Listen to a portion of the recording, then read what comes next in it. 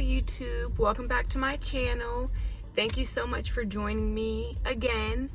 I had so much fun filming the first video. I decided to come back and do another video, and as you can see by the title, this is called My Preemie Baby. So this is part 1. There's going to be 2 parts, and I'm basically here to tell you about my pregnancy, the things that I went through, kind of bring awareness to premature babies. So before I start, like below, comment below, subscribe below if you like this video. Missing someone with all your heart. Missing someone with heart. The story starts about 6 months ago. My son is 6 months today, so my story would be around 6-7 months ago. It began around 8 weeks. When I found out I was 8 weeks pregnant is when I realized that my pregnancy was not going to be like any other pregnancy that I had heard of or people that I know personally. So around 8 weeks, I found out that I had an ovarian cyst, and ovarian cysts sometimes form while you're pregnant, but mine, unfortunately, let me backtrack. Ovarian cysts are sometimes, like I said, form during pregnancy, but they normally go away after your second trimester. Mine didn't. So instead of going away after my second trimester, it started getting bigger.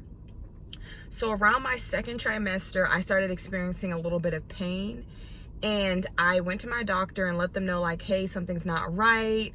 I'm uncomfortable when I walk. It's like super uncomfortable. Like, I only had maybe gained 5 pounds, but it felt like I just had so much pressure, you know, from my stomach. And I have a son, so a lot of people said, well, it's because he's low, you know, boys sit low, blah, blah, blah. But I knew something wasn't right. So my doctor, which he is no longer my doctor, I'm not going to say his name because I just don't want to bash him, but he let me know that, okay, well, you're not having contractions, because if you were having contractions, you would be screaming, rolling on the floor in pain.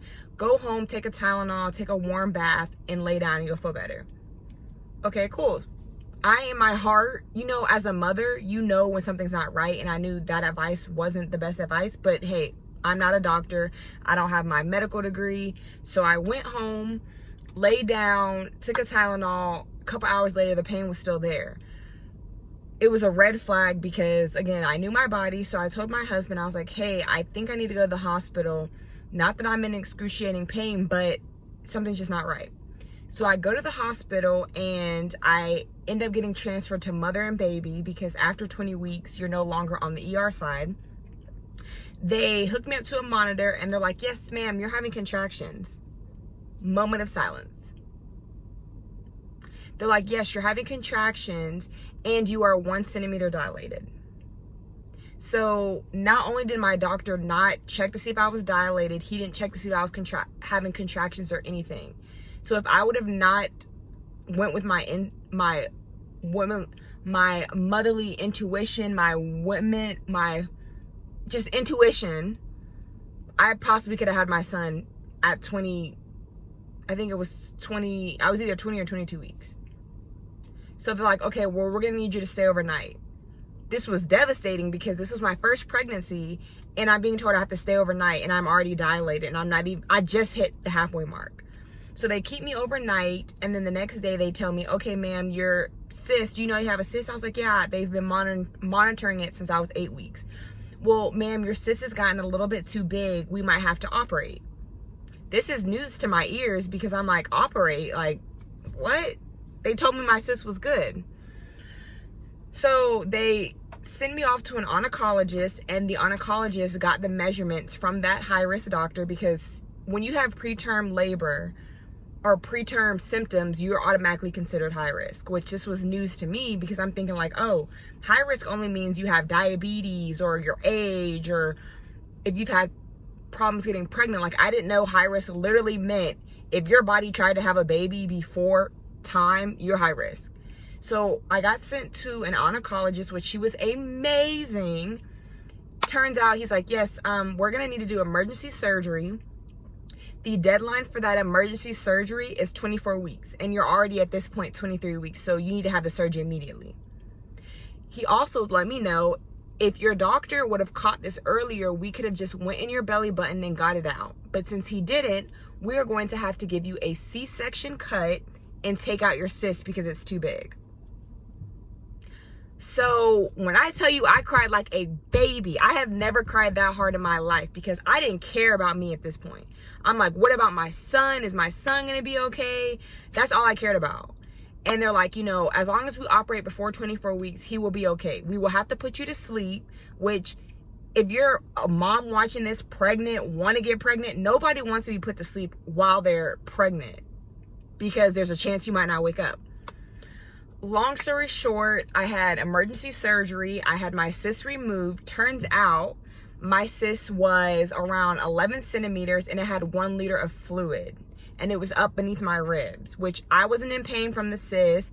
That is something that I thank God for. I didn't even know I had a cyst unless, you know, the doctors told me. So thankfully they took the cyst out. Turns out the cyst was 2. Yeah, 2. I had a cyst inside of a cyst. So crazy, right? And this is only 24 weeks pregnant. I still had up until 40 weeks to carry a baby, and this is all happening at 24 weeks. Yeah. So, but the surgery was great. The recovery though was horrible. Horrible. You basically are having a C-section cut surgery, but you're still pregnant. So I couldn't walk. I couldn't use the bathroom by myself. I couldn't get out of bed. I was miserable, but overall, mentally, I was just glad that my baby was okay. So if I had to go through hell and back to make sure he was okay, that's what I was gonna do. Part 1 is over. I'm going to have part 2 next week that tells about from 24 weeks up until my son came into this world. And yeah, thank you for joining me. And like I said, like, comment, subscribe below, and come back, hear my story. It gets even crazier. You think this was crazy? Honey, sis, boo thing. The story just keeps on getting better, but the ending is beautiful because I have a beautiful baby boy who I said is now 6 months old, and he is doing great. So yes, thank you for joining me. From the bottom of my heart, I love talking to you all, bringing awareness to prematurity, just letting people know, because before this, I didn't know anyone that had a preemie baby. Now I have a preemie baby, and I have realized that the world is filled with preemie babies. Like, you would never know that someone was a premature child unless you talk to them or talk to their parent. So yeah, come back next week for part 2, and I'm out. This is my goodbye for now on. So if you see somebody else do it, they took it from me. So it's just like, peace, peace, peace, peace, peace, peace. Just kidding. I'll see y'all later.